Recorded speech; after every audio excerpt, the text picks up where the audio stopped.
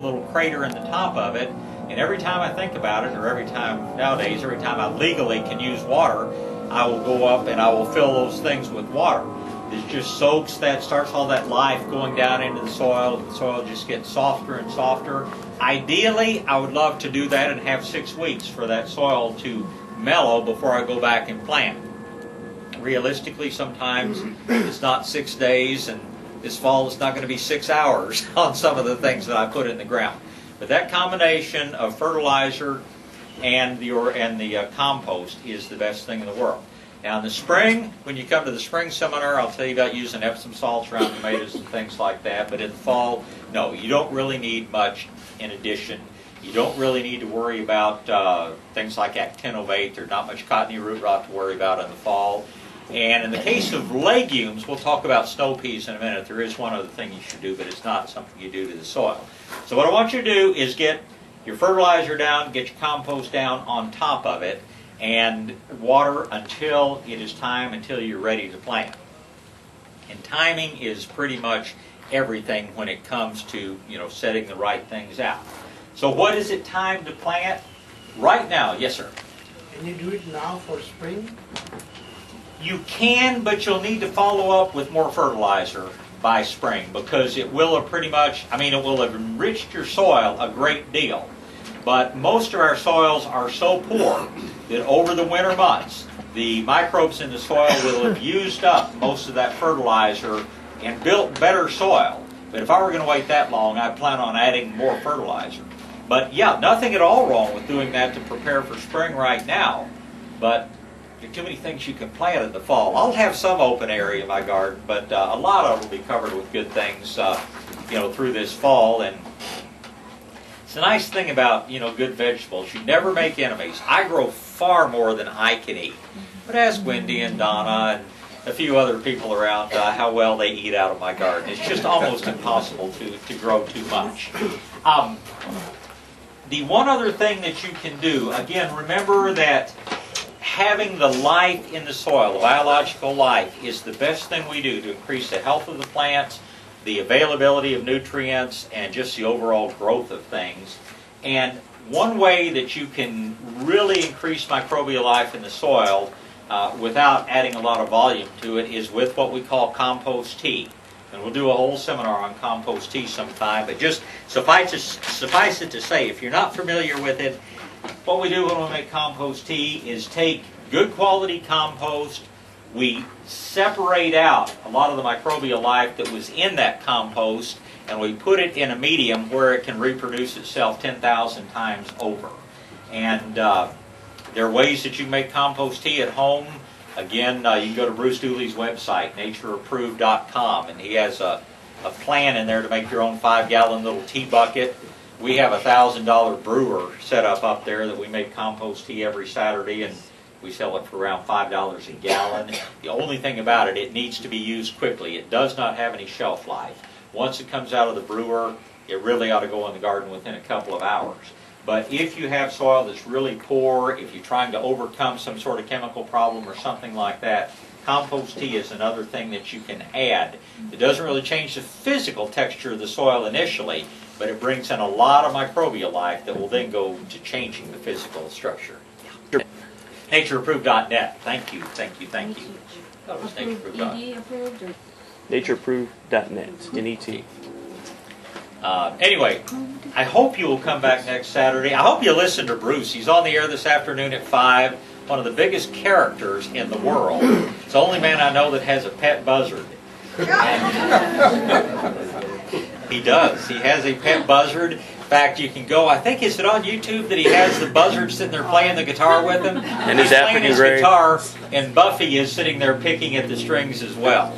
But come next Saturday. Bruce will be doing our seminar next Saturday morning. Fascinating individual and extraordinarily knowledgeable. But anyway, you can make your own compost tea, or we'll sell you compost tea. And like I say, I don't know if we'll do it this fall. There are just not enough Saturdays, but certainly next spring we'll have a whole seminar on how to make your own compost tea. Okay, so we're getting the soil ready, and we're going to start planting some things. And I'm just going to kind of go through in order the things that you can plant and do well with in the fall, And again, just grow what you like. But right now, there are 4, 5 different plants that we call the cole, C-O-L-E family. Those are broccoli, cauliflower, cabbage, kale, and Brussels sprouts. You can grow broccoli and cauliflower and cabbage and kale in the spring as well as in the fall.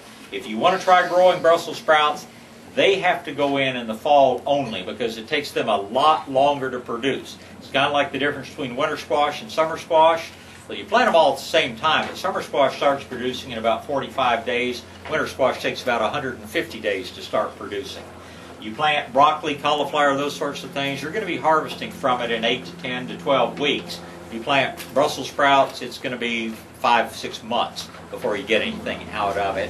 And Brussels sprouts will do some well some years, or will do fairly well some years. Other years, they never seem to make the tight little heads. So if you have lots of room and you want to grow some Brussels sprouts, by all means do so.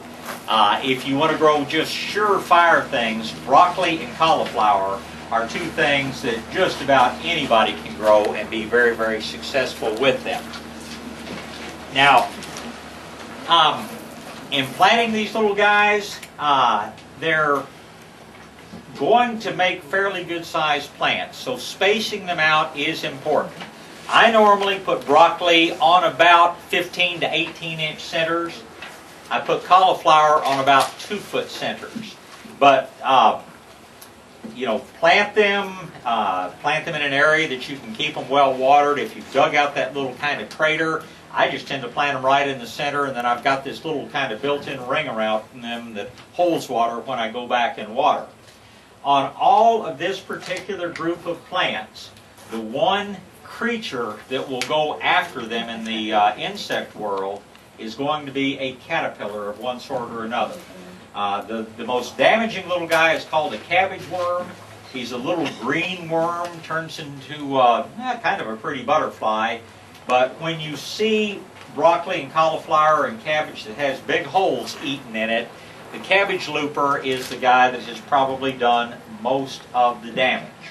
And it is very rare to plant these plants without having some cabbage looper show up. How do you kill them? They're easily killed with a product called BT, Bacillus thuringiensis. Now you know why we call it BT. I'd spell it for you, but I don't think I can. I always quote Mark Twain, who said it's a sign of a limited intellect if a man can only spell a word one way. So rather than confuse you with trying to spell this, I'm just going to tell you we call it BT. And what this is a bacterial poison that's harmless to people and pets and birds and everything else except for caterpillars. It's a stomach poison to caterpillars and is absolutely deadly to them. If you want to make it even more effective, and I'm trying to get green light to put this on the bottle, but they haven't reprinted the bottle, so they haven't done it yet. But if you want to make your BT much, much more effective, put a little bit of molasses in it. If you're making up a sprayer that's going to make 6 or 8 gallons of spray, put a tablespoon or 2 of molasses in it. Why? Molasses is a bacterial stimulant, high in sugar, lots of carbon bonds for those bacteria to break. And this is the bacteria that's going to kill the caterpillar. Now there's more than one form of BT. There's another one called BTI, Bacillus thuringiensis israeliensis. It kills mosquito larvae. But that's a whole other story. This is the guy, this is the product that will kill your cabbage loopers and other caterpillars very, very effectively. Spray in the evening, spray in the morning. The sunlight breaks down the toxin that these things produce. So it's best not to spray in the middle of the day. And don't ever just go out and spray your whole landscape with BT. If everybody did that, we'd have no butterflies and moths out there. But cabbage loopers, we've got to control them for several reasons, if possible. And this is what you want to use. Question?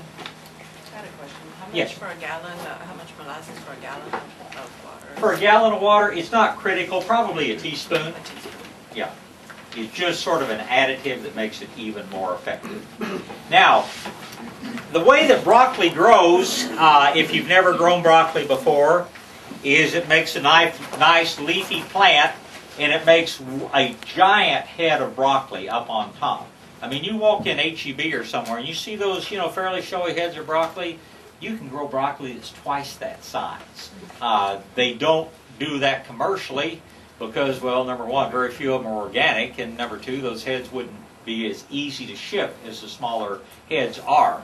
But you will grow very, very impressive broccoli, with just these simple things. And normally, if you prepare the soil properly, you won't even have to fertilize it again. All you'll have to do is water, keep an eye out for the cabbage loopers. Now, what you're getting when you're eating broccoli, you're getting flower buds. That's all that head is. And if